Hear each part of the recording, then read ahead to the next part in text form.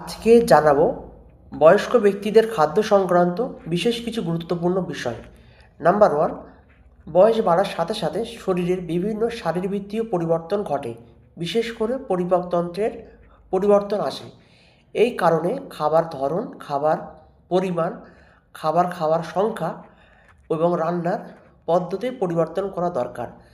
যেমন আগে যে সমস্ত শক্ত এবং ভাজা খাবার খাওয়া যেত, সেগুলো হজমের সমস্যা হচ্ছে এখন, তাই হালকা এবং সহজপাচ্য খাবার দিতে হবে। 2 নাম্বার, বয়স বাড়ার সাথে সাথে দাঁত ঢিলা হয়ে যায়, ফলে খাবার চিবানো কঠিন হয়ে যায়, তাই খাবার প্রস্তুত পদ্ধতি বদলানো প্রয়োজন। কীরকম খাবার দিতে হবে? নরম, ভালোভাবে রান্না করা, চটকানো বা সূক্ষ্মভাবে কাটা খাবার দেওয়া উচিত। খোসাযুক্ত বা বীজযুক্ত খাবার এড়িয়ে চলতে হবে। যদি না সেগুলো নরম না করা যায়, এরকম খাবার দেওয়া যাবে না। যেমন ডালে ভেজানো রুটি বা সবজি, যেটা ভালোভাবে সিদ্ধ এবং ভাতের সাথে ভালো করে চটকে খাওয়া যাবে। 3 নাম্বার, স্বাদের অনুভূতি এই সময় কমে যায়, যে কারণে বয়স্কদের খাবার আকর্ষণীয় করতে বিভিন্ন ধরনের খাবার এবং বিভিন্ন রঙের সংমিশ্রণে খাবার দেওয়া উচিত।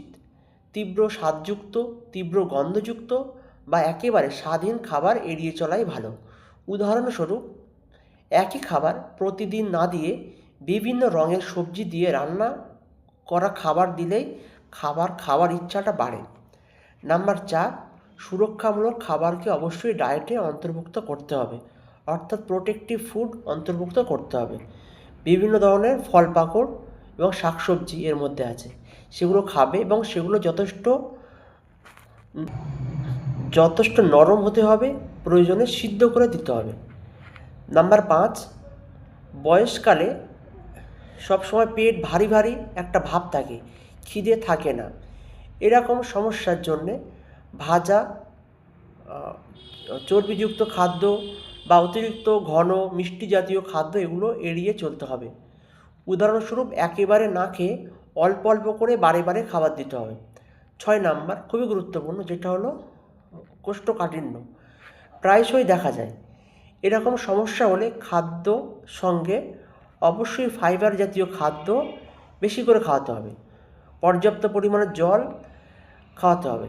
প্রতিদিন প্রায় 6 থেকে 8 গ্লাস পর্যন্ত পানি খাওয়াতেই হবে। এছাড়া ফলের রস, চা, স্যুপ, ঘোল ইত্যাদি খাওয়ানো যেতে পারে। এগুলো খেলেই কোষ্ঠকাঠিন্যের সমস্যা অবশ্যই কমবে। ভিডিওগুলি ভালো লাগলে চ্যানেলটি অবশ্যই সাবস্ক্রাইব করুন। কোনো জিজ্ঞাসাবাদ থাকলে আমাকে প্রশ্ন করুন। যদি কোনো বিষয় নিয়ে ভিডিও বানাতে হয়, আমাকে অবশ্যই কমেন্ট করে জানান।